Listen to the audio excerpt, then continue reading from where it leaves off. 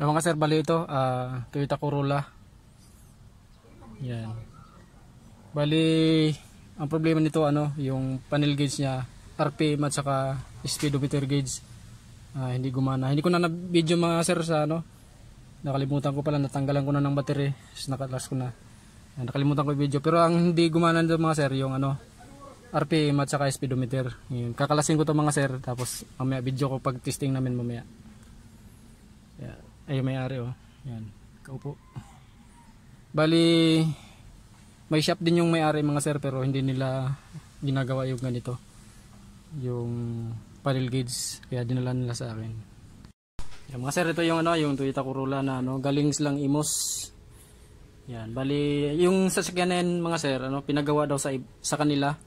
Tapos bali siya yung nagme-maintain nung sasakyan. Kaya lang hindi niya kaya gawin daw yung itong RPM at saka speedometer gauge, kaya dinala niya sa akin. Kasi may shop din si sir may talyer sila. Yeah. Buksan ko muna to mga sir. Gabi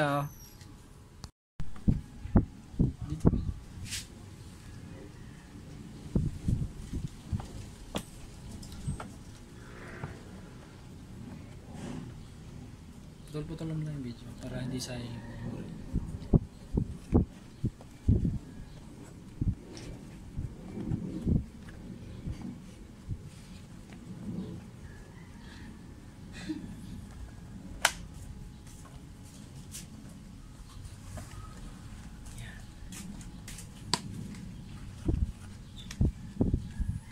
Bali, binuksan na pala ng iba to mga sir.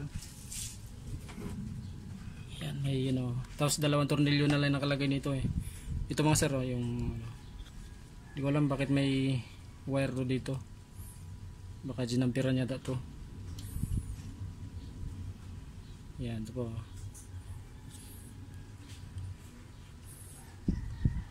Yan, bali unahin ko mga sir yung speedometer, RPM gauge.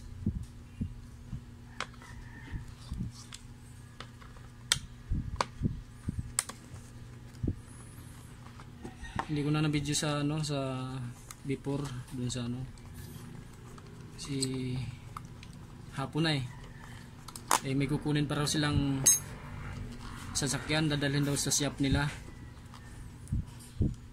May nagpa-rescue daw sa kanila, dinaan lang to.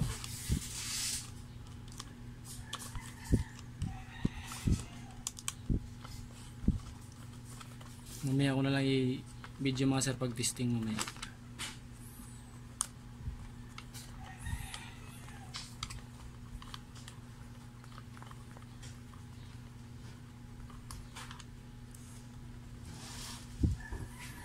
Yan, ito mga sir yung RPM gauge.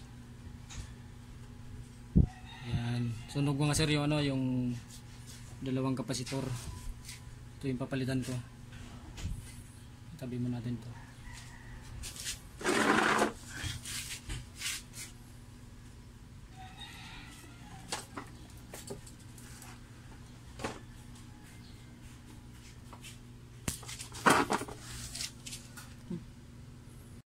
RPM gauge.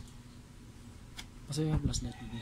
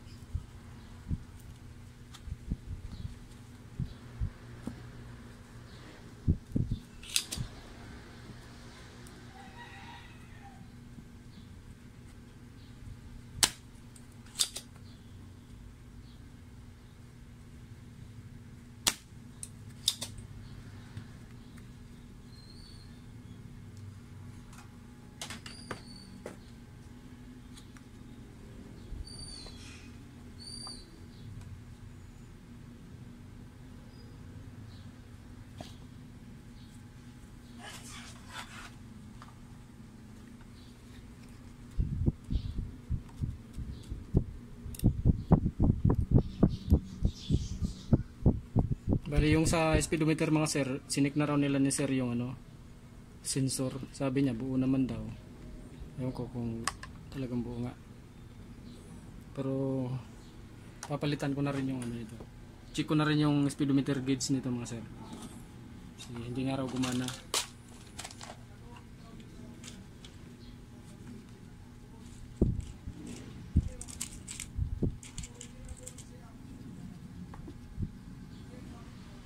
Yan mga sir, palitan natin ng bago.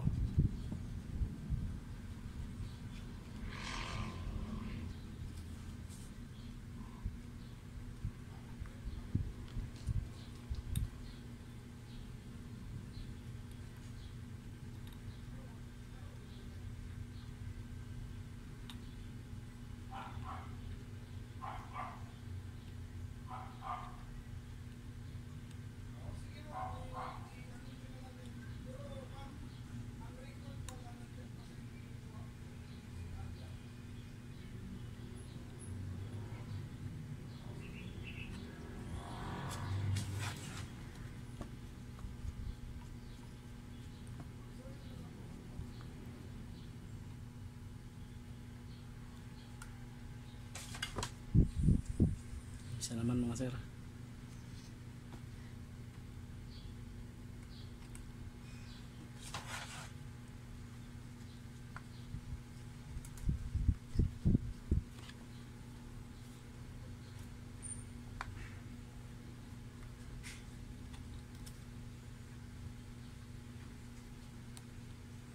Sunog na sunog yung kapasitor, dalawa.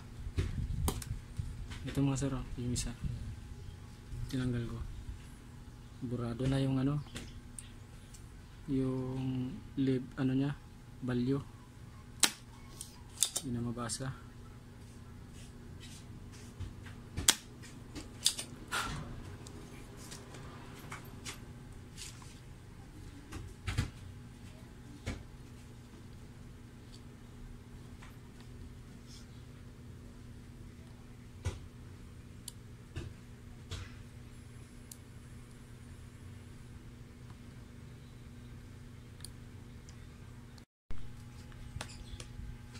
Ito mga sir, natanggal ko na yung pangalawang kapasitor dito sa RPM gauge. Palitan natin ng bago.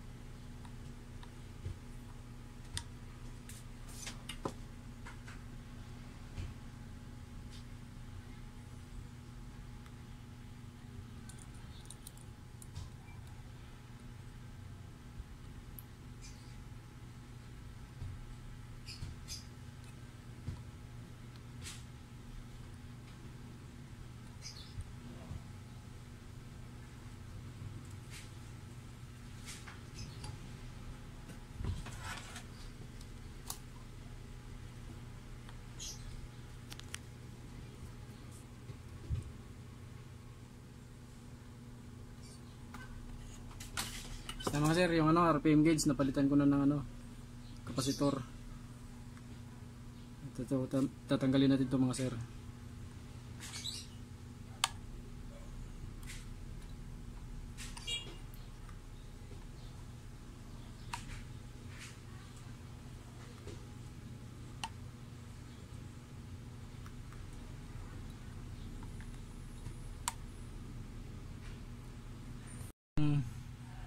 RPM gauge, tapos yung speedometer gauge naman ang tatanggalin ko. Ikabit ko na to dito ano, RPM. Ayos na mga sir yung RPM.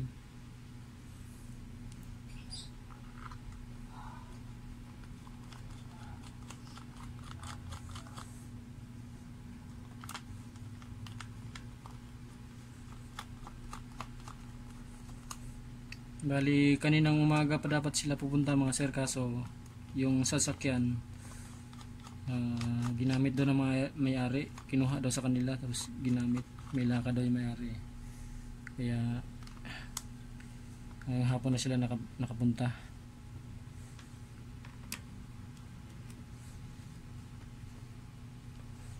Bali gumagawa sila ni sir mga ano, sa talyer nila ginagawa nila yung ano,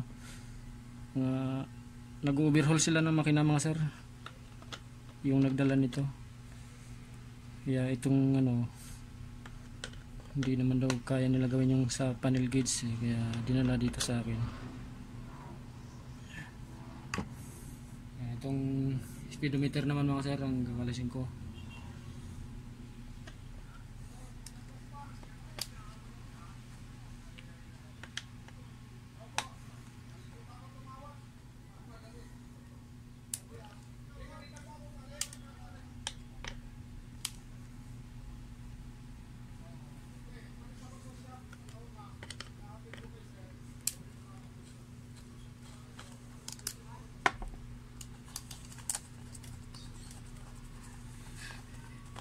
Sana ito lang ang problema mga sir, yung gauge. Sana hindi talaga sira yung sensor. Kasi kung sira ang sensor mga sir, wala akong pamalit na sensor eh. Order pa sila. Pero kung itong gauge lang may problema, magagawa to.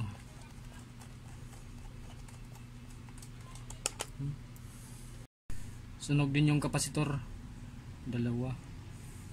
Tapos alam ko may kapasitor pa dito sa loob mga sir eh. Isang kapasitor nandito, papalitan ko pareho to.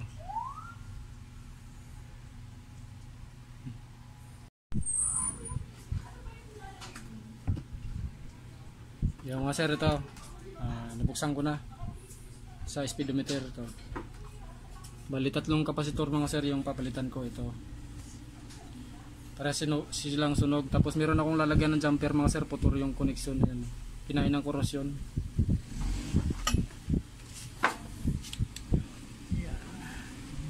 Maninag mo naman sir pag nilagyan mo ng ilaw sa ilalim eh. Nakikita mo yung putol. Lagyan ko ng jumper mamaya. Sana hindi sunog IC nito mga sir. Kasi pag IC ang sira mga sir, mahirap maghanap ng IC nito sa speedometer. Pero tingin ko hindi naman eh. Yung mga sir, bali natanggal ko na yung ano, yung nandito sa gitna, sa loob. Isang kapasitor, sunog din. Papalitan ko na. 47 UF na 25 volts.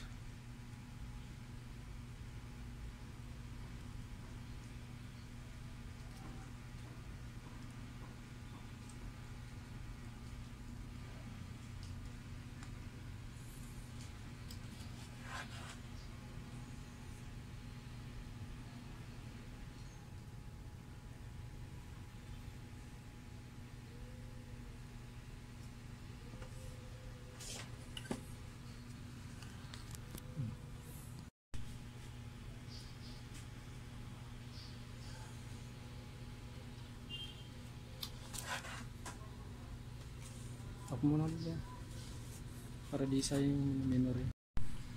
Sunog na sunog yung kapasitor. Yan. Di na rin mabasa yung ano, value.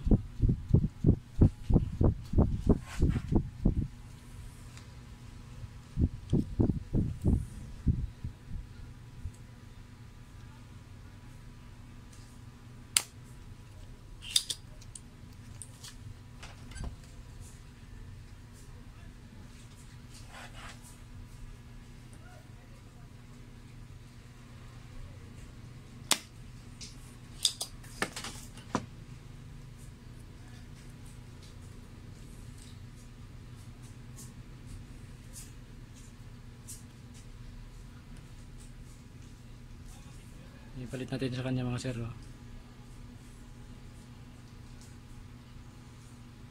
25 volts na 6.8.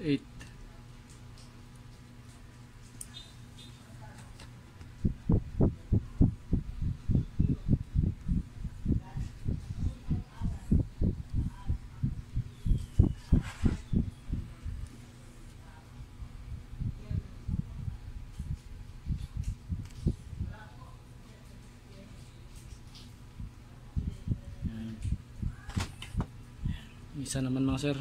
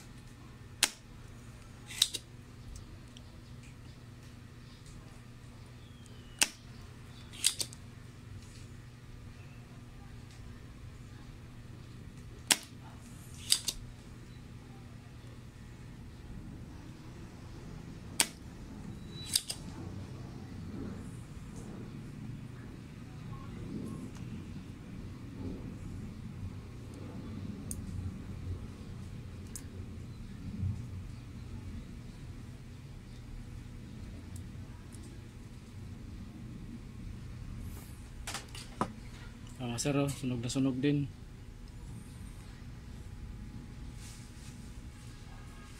Papalitan din natin siya.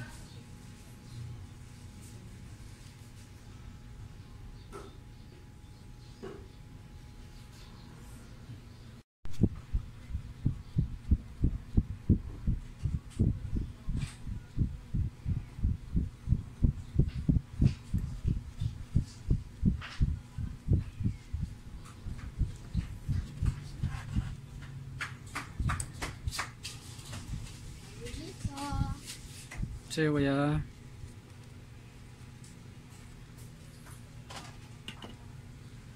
ka lang ha.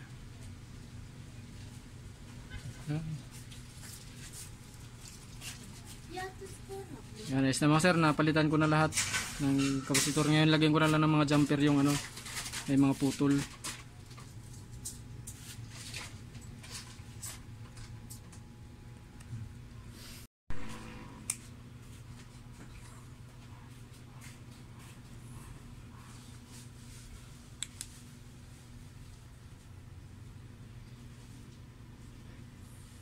Kailangan hindi kayo magkamali mga sir paglagay ng jumper. Dapat tama rin yung pupuntahan ng jumper. Saka sakaling magdaiway.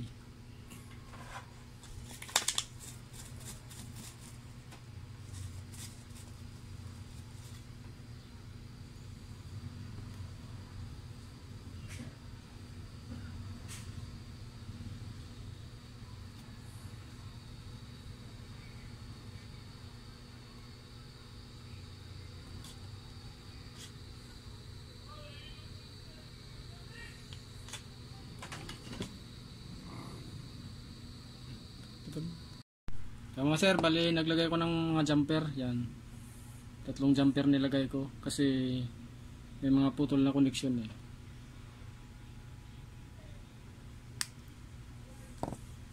Yan. Sinangan ko na lang ulit ng panibago yung mga lumang hinang mga sir kasi may mga crack. Yan, bago na lahat ng kapasitor niyan mga sir. Tapos isalpa ko na to doon.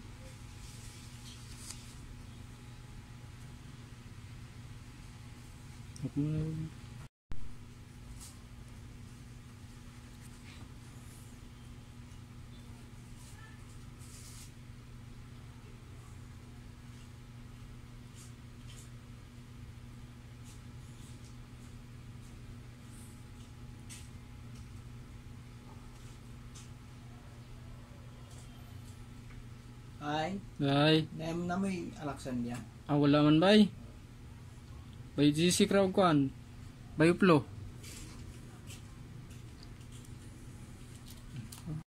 Hinangan ko na ng panibago. Bali assemble ko na lang to.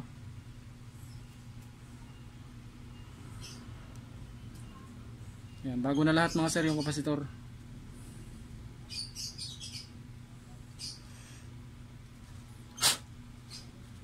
Sana hindi sira yung ano, sana hindi rin sira yung sensor ng speedometer.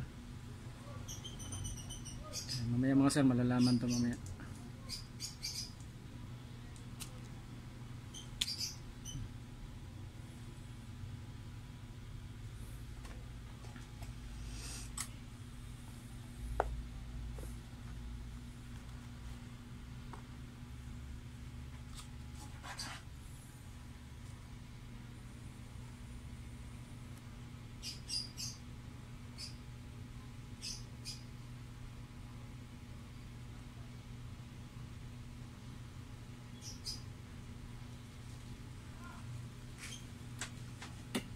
Na mga sir, bali i-ano ko na to sa panel gauge para may salpak na doon sa sasakyan.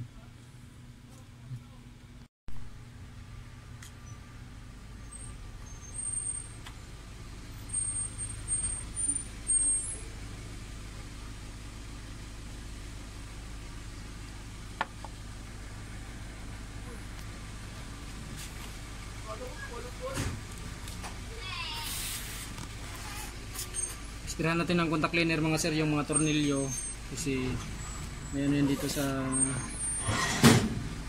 contact dito sa ano copper.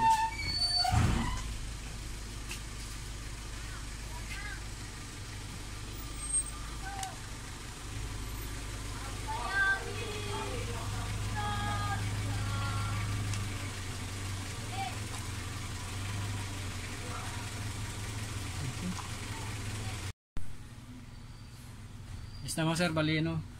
Isalpa ko na lang to doon sa sasakyan.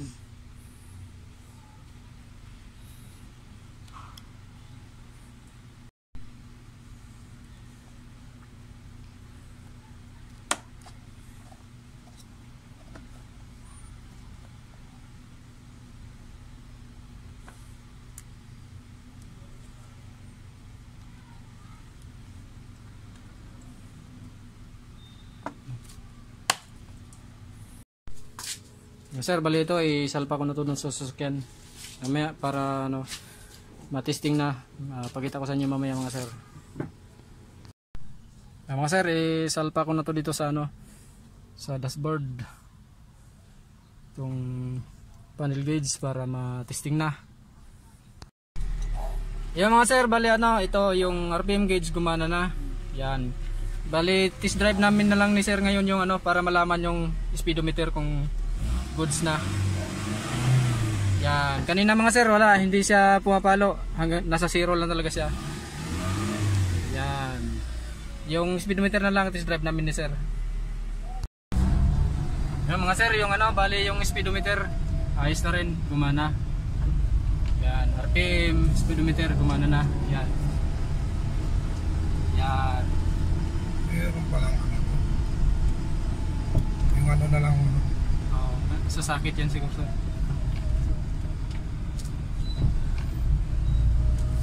Kaliwa na sir.